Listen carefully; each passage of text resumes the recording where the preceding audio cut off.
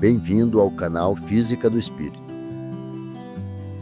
Aqui vamos falar muito sobre o que muitos físicos já descobriram, mas ainda não é aceito pela comunidade física, por preconceito ou talvez uma certa resistência em ligar a física com religião. Aliás, o que é religião? Religião é uma série de sistemas socioculturais compostos por práticas, organizações, morais, crenças, cosmovisões, textos sagrados, lugares santificados, profecias ou ética que geralmente relacionam a humanidade a elementos sobrenaturais, transcendentais e espirituais. Infelizmente, hoje, em pleno século XXI, a ciência ainda nega que os elementos sobrenaturais e espirituais. Então, por que a ciência nega? No meu entendimento, eles não conseguiram de forma clara entender o mecanismo que liga esses fenômenos paranormais, já inúmeras vezes provados que existem. Pode ser também que muitos cientistas e físicos também não têm interesse que isso seja de conhecimento da população em geral. Bem, devido à complexidade dessa discussão, vamos deixar para um outro vídeo. Mas existem físicos que entendem essa relação e conseguem entender esses fenômenos? Sim, muitos físicos, como o Amit Goswami e o Tom Campbell, além de outros, já entenderam que a física quântica está intimamente ligada com o espiritismo e conseguem explicar como os fenômenos acontecem, mesmo porque eles mesmos tiveram a oportunidade de vivenciar. Mas isso não é novidade no livro escrito por Chico Xavier e Valdo Vieira pelo espírito André Luiz, publicado em 1959.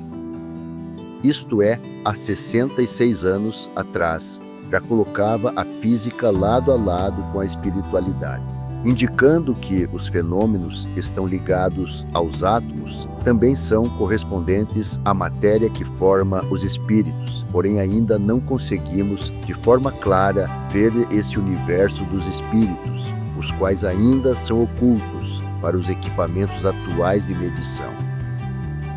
Quando falamos de partículas e estudos do entendimento desses fenômenos, precisamos incluir aqui dois grandes físicos e como foi essa descoberta. Max Planck, um físico alemão, é conhecido por seus estudos sobre a radiação do corpo negro. Em 1900, ele apresentou a famosa fórmula de Planck, que descreve a distribuição espectral da radiação emitida por um corpo negro. Essa fórmula, que levou à descoberta dos quanta de energia, mudou a forma como entendemos a emissão e a absorção de energia pelos átomos. Albert Einstein, um físico teórico alemão, ficou intrigado com a fórmula de Planck. Em 1905, ele publicou o seu artigo sobre o efeito fotoelétrico, no qual ele propôs que a luz consiste em partículas individuais, chamadas de fótons. Esses fótons possuem energia em quantidades discretas, de acordo com a fórmula de Planck.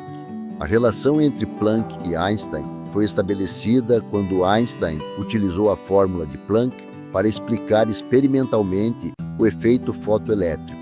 Ele mostrou que a energia dos fótons era proporcional à frequência da luz, com uma constante de proporcionalidade que ficou conhecida como a constante de Planck, representada pela letra H. Essa foi a primeira demonstração concreta da existência dos quanta de energia, onde mais tarde daria o nome que conhecemos hoje como física quântica. Essa relação entre Planck e Einstein teve um profundo impacto no desenvolvimento da física quântica.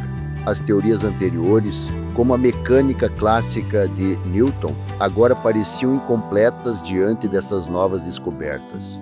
A física quântica emergiu como uma nova teoria que explica o comportamento dos sistemas microscópicos, como átomos e partículas subatômicas. Além disso, a relação entre Planck e Einstein também constituiu a base para a teoria da relatividade, desenvolvida posteriormente por Einstein. A fórmula de Planck, combinada com os princípios da relatividade, levou à famosa equação igual a mc², que descreve a equivalência entre energia e massa. Aqui eu gostaria de fazer uma ressalva importante. Einstein, seguindo o estudo feito por Planck, já tinha formulado os fenômenos das partículas sutis que formam os espíritos, que ficam entre os átomos, porém pela complexidade da formulação e correlação, ele considerou como sendo vácuo, isto é, como não tivesse nada entre as partículas, para facilitar e, de certa forma, simplificar a explicação deste mecanismo. Vamos ser sinceros aqui.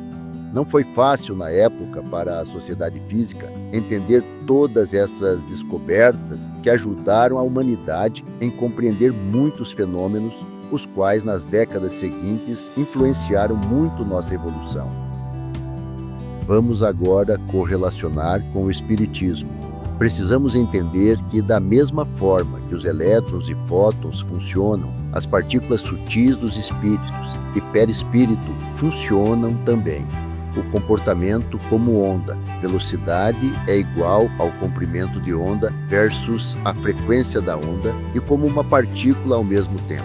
Porém, devido à sua sutileza, ainda não conseguimos equipamentos sensíveis o suficiente para detectar esse fenômeno. Quais equipamentos podemos usar?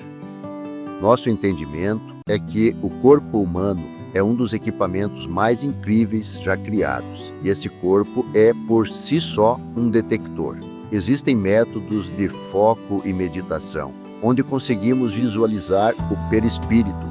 Por isso, muitos especialistas conseguiram desenvolver um método de geração de imagem, para que não só o olho humano, em condições especiais, consiga captar, mas equipamentos de imagem também, como essa imagem aqui, feito sobre luz especial para captar pequenas variações de tonalidade e com isso ver o perispírito, mas totalmente ignorado pela comunidade científica, simplesmente por não conseguirem explicar no que eles atualmente acreditam, ou podemos dizer, o que a ciência aceita. Interessante que os cientistas se comportam de formas diferentes para situações diferentes. Quando não existe o fator religião em jogo, é normal, primeiro, criarem inúmeras teorias para explicar coisas sem uma comprovação aparente e, depois de muito tempo, com a evolução dos equipamentos, eles validam ou não suas teorias. Por exemplo, quando lançamos o Hubble no espaço, muitas teorias foram feitas com base nos poucos dados coletados. Porém, hoje, com o James Webb, muitas dessas teorias estão sendo validadas ou estão caindo por terra, visto que não era o que realmente acontecia, conforme as imagens feitas pelo James Webb. Seria bom se a ciência tivesse o mesmo comportamento em relação ao espiritismo. Entendo que hoje não só teríamos uma ciência mais moderna, mas principalmente na parte médica, seria uma parceria muito forte para curar doenças ainda sem cura, prevenir câncer, por exemplo, e evitar inúmeras cirurgias, que apesar de curar, não deixa de agredir o corpo, além de ficar suscetível a infecções e outros. Mas vamos retornar para a física e o espiritismo. André Luiz, no seu livro, faz muitas relações diretas muito interessantes, que é importante comentar sobre o funcionamento da comunicação entre o espírito encarnado e o não encarnado. Essa comunicação é feita de forma como se fosse um circuito eletrônico, onde precisa ser um sistema fechado para a comunicação fluir.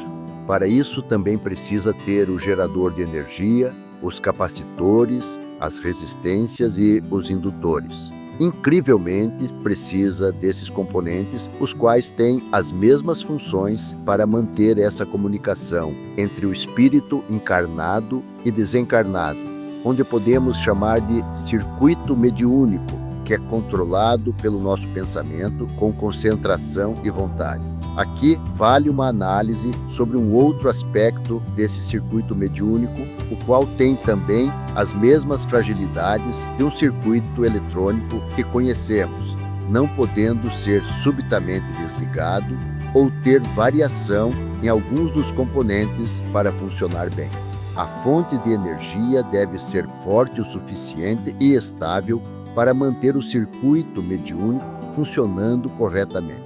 Essas perturbações podem causar problemas psicológicos e sentimentais, tanto ao médium quanto ao espírito em comunicação.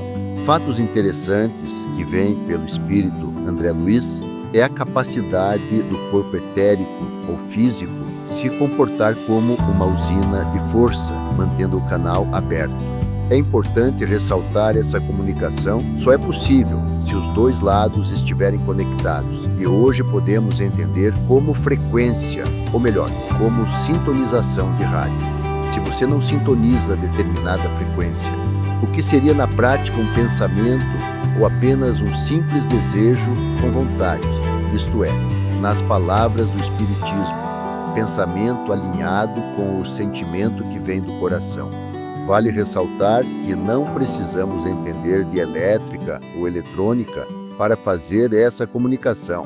A intenção aqui é explicar o que acontece de fato na física, para que possamos fazer a comunicação.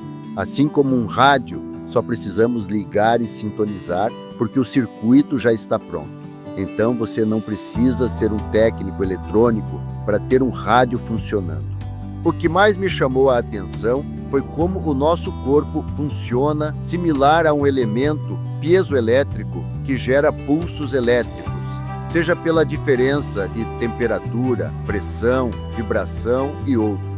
Lembrando que o nosso corpo gera uma grande quantidade de energia pela movimentação dos músculos, gerando também energia estática, e tudo isso é e pode ser usado na comunicação e outros diversos fenômenos possíveis e conhecido pelos médiuns e pessoas que vivem o espiritismo. Isso, meus amigos, é apenas o começo. Temos muito o que debater e muito o que podemos mostrar, indicando que, na verdade, o espiritismo não é apenas um conjunto de crenças sobre Jesus, Deus e os demais seres no universo, mas é pura ciência.